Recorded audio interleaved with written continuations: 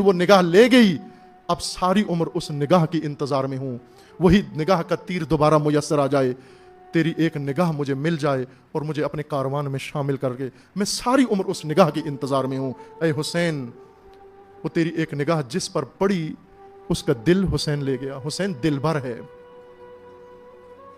हुसैन दिलबर है, और दिलबर दिल ले जाता है, उसका दिल ले जाता है जो दिल दादा हुसैन हो, जो दिल अपना हुसैन को दे दे। हुसैन उसका दिल ले जाता है। अजीजान, हमारा दिलबर हुसैन नहीं है, हमारे पास वास्ता है हुसैन, जरिया है हुसैन, दिलबर कुछ और है। हुसैन का वास्ता दे के जो मांगते हैं, दिलबर वो है। दिलबर वो है जो हमारा दिल ले गया है, हुसैन के जरिए उस तक पहुंचने की आरजू है। लेकिन जिसका दिलबर हुसैन हो, कौन कौन थे जिनका दिलबर हुसैन है? एक दिलदादा हुसैन का नाम है ज़ैनब उलिया। वो बहन जिसका दिल भाई के पास है। जब सैयद शुहदा ने तैयारी की मदीना से जाने की, आकर अर्ज करने लगी, भैया मुझे आपके साथ जाना है। इमाम ने फरमाया, बहना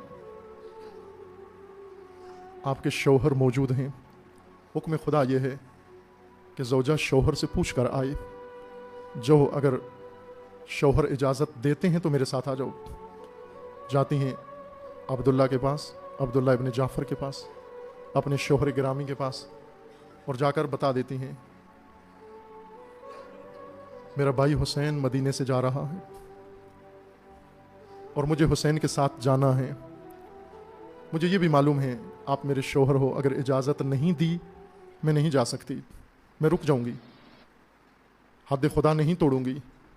लेकिन ए अब्दुल्ला, ये जान लो, मैं हुसैन के बगैर जिंदा नहीं रह सकती। अगर हुसैन चला गया, हुसैन शहीद हो गया, मैं मदीने में मर जाऊंगी, मैं हुसैन के बगैर नहीं रह सकती। जनाब अब्दुल्ला ने इजाज़त दे दी, आ गई, हुसैन के साथ आ गई। अजीब तरीके से हुसैन अलैहिस्सलाम के साथ बीबी आई। एक रावी ये नकल करता है कि जिस दिन कारवाने हुसैन अलैहिस्सलाम मदीने से रुखसत हो रहा था, निकल रहा था, ये मुसाफिर बनकर मदीने के अंदर मौजूद था। कहा, मैंने पूछा लोगों से, ये कौन लोग हैं, किधर जा रहे हैं? मुझे बताया गया ये अहले बैत का काफिला है, ये आले रसूल का काफिला है। कहा, मेरी तवज्जो उस कारवान में थी, कैसे जा रहे हैं, कैसे तैयार हो रहे हैं। मैंने देखा दो बीबियां पर्दापोश निकली सवार होने के लिए, सब के सर अदब से झुक गए, और दो चांद जैसे चेहरों वाले जवान दाएं और बाएं आए और उन्होंने आकर इन बीबियों को सवार किया। जब वो ताज़ीम देखी, जब वो तकरीम देखी, जब वो मकाम देखा, जब वो मंज़लत देखी, मैं पूछे बगैर नहीं रह सका कि मुझे बताओ ये कौन मुखद्दरात हैं जिनका इतना अदब किया जा रहा है। जो बाहर आई सब ने अदब से सर झुका दिए, गर्दनें झुका दी। मुझे बताया गया ये अली की बेटियां ज़ैनब व कुलसूम हैं। जब मदीने से आई तो फरमा रही थी, मैं हुसैन के बगैर जिंदा नहीं रह सकती, लेकिन न जाने फिर कैसे हुसैन के बगैर जिंदा रही। शब आशूर जब सैयद शुहदा अलैहिस्सलाम इमाम सैयद साजिदीन को वसीयतें फरमा रहे थे इमामत की, बीबी सुन रही थी खेमे के अंदर।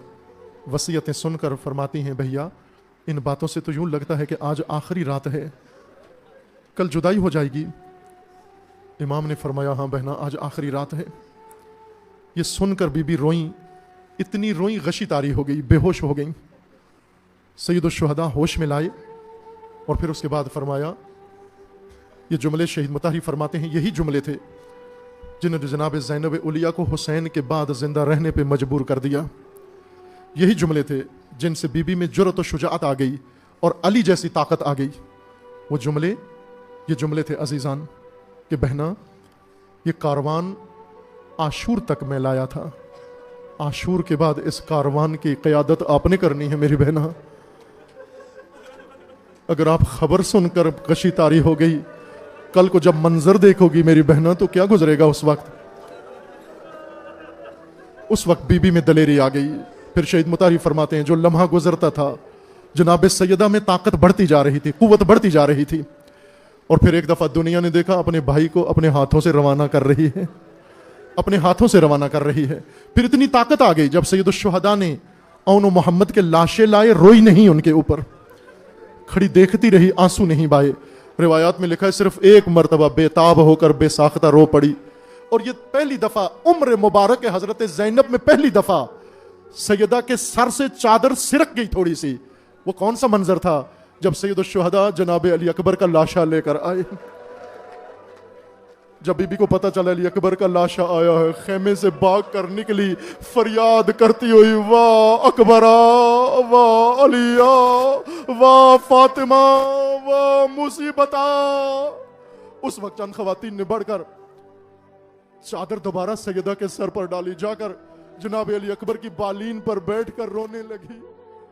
اے شبیہ رسول، اے میرے بھیا کی نشانی. اس وقت فریادیں کر کے روئی. لیکن اس سے بھی زیادہ سخت منظر عزیزو وہ منظر تھا جب شمر لعین آیا اس گودال میں خنجر لے کر اور پشت حسین پر آ کر زانو رکھا، تل زینبیہ پہ کھڑے ہو کر فریادیں کرتی رہی، لیکن بے ہوش نہیں ہوئی، فریادیں کرتی رہی. اور پھر اتنی طاقت بی بی کے اندر آ گئی جب شام غریباں ہو گئی، چھوٹے چھوٹے بچوں کو اکٹھا کیا، بیبیوں کو اکٹھا کیا، یتیموں کو اکٹھا کیا، جلے ہوئے خیموں میں ایک نیزہ لے کر کھڑے ہو کر فرماتی ہے، بیبیوں آج کوئی مرد نہیں سوائے زین العابدین کے، لیکن گھبرانا نہیں. آج عباس و حسین نہیں، آج صحابہ میں سے کوئی بھی نہیں، لیکن گھبرانا نہیں، آج علی کی بیٹی موجود ہے، آج پریشان نہ ہونا. یہ کہہ کر جملے پھر چلی جاتی ہے جلے ہوئے خیموں کی پشت پر اور دو زانو ہو کر بیٹھ کر قبلہ رخ بیٹھ کر خدا سے دعا کرتی ہے، اے پروردگارا آج رات زینب کو وہ جرت عطا فرما، آج رات مجھے وہ طاقت عطا فرما، آج رات ایسی قدرت عطا فرما، ان یتیموں کو یتیمی کا احساس نہ ہو، ان بیواؤں کو اپنے مردوں کے فقدان کا احساس نہ ہو. اور بی بی پھر اسی طرح آئی عزیزو. لیکن وہ حالت ایسی نہیں تھی معمولی، خستہ تھی بی بی، پہرے دیتی رہی، بچوں کو سلاتی رہی ان جلے ہوئے خیموں میں. لیکن جب نماز تہجد کا وقت آیا تو بی بی نے جلی ہوئی راکھ پر مصلی بچھا کر قبلہ رخ اٹھ بیٹھ کر جب نماز تہجد شروع کی، بیٹھ کر پڑھنا شروع کر دی. بیبیاں پوچھنے لگی کہ بی بی آپ تو ہر شب کھڑے ہو کر نماز پڑھتی تھی. فرماتی ہے آج میری ٹانگوں میں طاقت نہیں ہے، آج میں کھڑے ہو کر نہیں پڑھ سکتی.